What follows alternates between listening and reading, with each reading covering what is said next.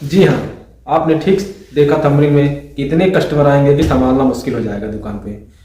दोस्तों, अपने विगत कुछ वर्षों के अनुभव से हम आपके साथ साझा कर रहे हैं अपने अनुभव, जो कि आपको हम उस बिंदुओं पर चर्चा करेंगे जो कि हमने पिछले कई सालों में देखा है, समझा है और जाना है। सोचा कि आज आपके साथ शेयर करूं ताकि आप जिस भी फील्ड में हो, जिस भी क्षेत्र में हो, जिस भी चीज़ की आपकी दुकान हो, शॉप हो, मार्ट हो, उसमें आपको कुछ मदद मिल जाए। तो आइए शुरू करते हैं।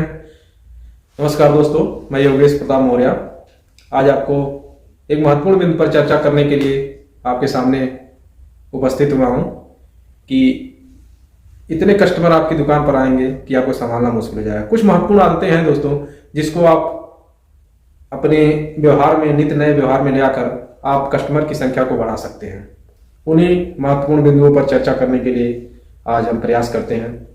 सर्वप्रथम आपको सबसे महत्वपूर्ण यह रखना है अपनी दुकान पे कि आपको अच्छे क्वालिटी के सामान को रखना है।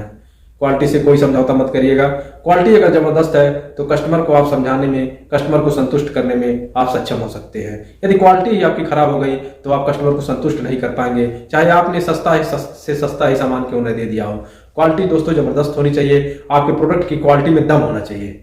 दम होगा तभी आपका प्रोडक्ट आप कस्टमर के सामने दिखाएंगे तो आप भी एक कॉन्फिडेंस के साथ दिखाएंगे, एक ऊर्जा के साथ दिखाएंगे कि ये मेरा प्रोडक्ट है, और कस्टमर भी आपसे संतुष्ट होकर जाएगा। अतः इस बात का जरूर ध्यान रखें कि आपके क्वालिटी में दम हो और कस्टमर को आप संतुष्ट करके भेजें।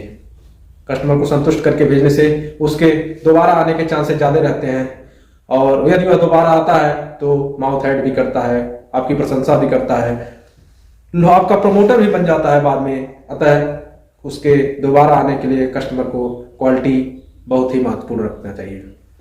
अगला महत्वपूर्ण बिंदु है कि अपने व्यवहार को बहुत तल्लीनता से रखें। बहुत ही शांत स्वभाव से, बहुत ही अच्छे व्यवहार को आप दुकान पे प्रस्तुत करें। जितना अच्छा व्यवहार होगा आपका, उतना कस्टमर के रिपीट होने की संख्या ज़्यादा रहेगी।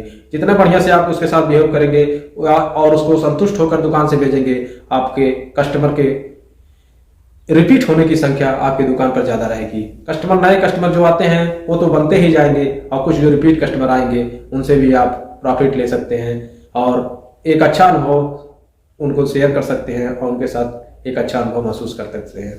दोस्तों, जब कस्टमर आपके पॉइंट पे दोबारा आता है, तिबारा आता है, तो अपने अंदर भी एक कॉन्फिडेंट होता है कि चलिए हम काम अच्छा कर रहे हैं, सही दिशा में कर रहे हैं, और एक अपने अंदर एक आंतरिक ऊर्जा आती है कि हमने उसको प्रोडक्ट बढ़िया दिया, उसके साथ बिहेव बढ़िया किया, तभी वो दोबारा आया है, अन्यथा वो दोबारा नहीं आता। इससे आप अपने अंदर स्व ऊर्जित होंगे और एक ऊर्जा आपके अंदर बनी रहेगी। अतः दोस्तों, बहुत महत्वपूर्ण है अपने अंदर ऊर्जा बनाना दुकान के। नहीं तो बहुत लोग दुकान खोल के बैठ जाते हैं और कस्टमर के नए आने पर निराश हो जाते हैं। और अगला जो छोटा और महत्वपूर्ण बिंदु है दोस्तों, कि यदि कस्टमर आपकी दुकान से बिना लिए, कोई कपड़ा बिना लिए या कोई सामान बिना लिए, कोई भी प्रोडक्ट जिसकी आपकी शॉप ही है, कोई भी प्रोडक्ट बिना लिए वापस चला जाता है, तो उस पर विचार मंथन अवश्य करें।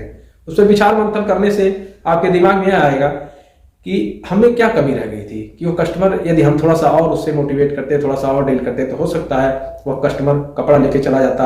या ऐसी कमियों को देखना, उस पर मंथन करना, उस पर विचार करना कि कस्टमर क्यों वापस चला गया, यह बहुत ही अति आवश्यक है। एक अच्छे व्यवसायी, अच्छे दुकानदार के लिए इस पर विचार मंथन करना बहुत ही अति आवश्यक हो जाता है। जब उसके दुकान से रोजाना 2 कस्टमर, 3 कस्टमर अपने आप वो बिना सामान लिए वापस चले जाते हैं।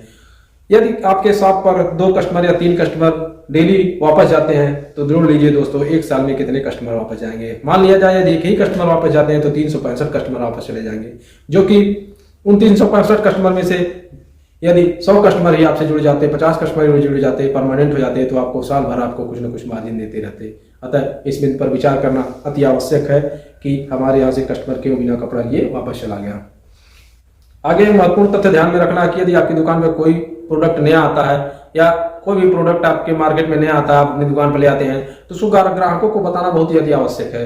ग्राहकों को आप कैसे बताते हैं आपके ऊपर निर्भर करता है। यदि ग्राहक आपकी दुकान पे आता है तो उसको समझाइए, उसको बताइए कि यह प्रोडक्ट हमारे यहाँ आया है, यदि आपको लेना है तो आप ले सकते हैं। उसको यह भी बताइए कि आप यदि लेने के इच्छुक है तभी लीजिए, कोई जोर जबरदस्ती नहीं है। सोशल मीडिया पर जैसे फेसबुक, व्हाट्सएप, ट्विटर और इंस्टाग्राम इत्यादि जगहों पर आप अपनी ऐड दे सकते हैं। यूट्यूब चैनल के माध्यम से भी आप ऐड कर सकते हैं। अपने प्रोडक्ट को बता सकते हैं कि यह प्रोडक्ट हमारी दुकान पर आया है और इस कीमत में आया है। उस पर यदि आप यूट्यूब पर बता रहे हैं तो दुकान का नाम, पता और फोन नंबर लिखना न भूलें।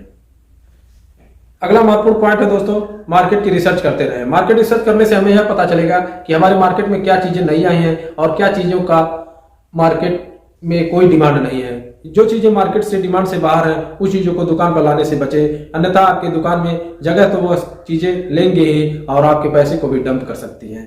अतः यह बहुत ध्यान देना है, मार्केट में रिसर्च करते रहना है कि किस चीज की डिमांड आपके दुकान पर ज्यादा है, उसी चीज को लेकर रखें। और किस चीज की डिमांड नहीं के बराबर है या बहुत कम है, उस चीज को या तो कम मात्रा में लाएं या तो लाए ही ना। इस महत्वपूर्ण बिंदु के साथ अगले महत्वपूर्ण पॉइंट पर चर्चा करते हैं।